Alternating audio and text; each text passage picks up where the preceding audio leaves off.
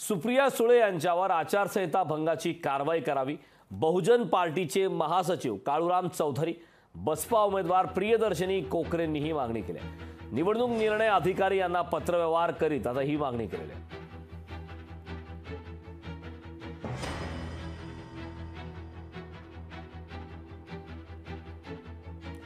सुप्रिया सुळेंनी आचारसंहिता भंगाची कारवाई केली आहे। बहुजन पार्टीचे महासचिव काळूराम चौधरी, बसपा उमेदवार प्रियदर्शनी कोकरेंनी ही मागणी केली आहे। निवडणूक निर्णय अधिकारी यांना पत्रव्यवहार करीत आता ही त्यांनी मागणी केली आहे। सुप्रिया सुळे यांच्यावर आचारसंहिता भंगाची कारवाई करावी अशी मागणी बहुजन पार्टीचे महासचिव काळूराम चौधरी, बसपा उमेदवार प्रियदर्शनी कोकरेंनी आता ही मागणी केली।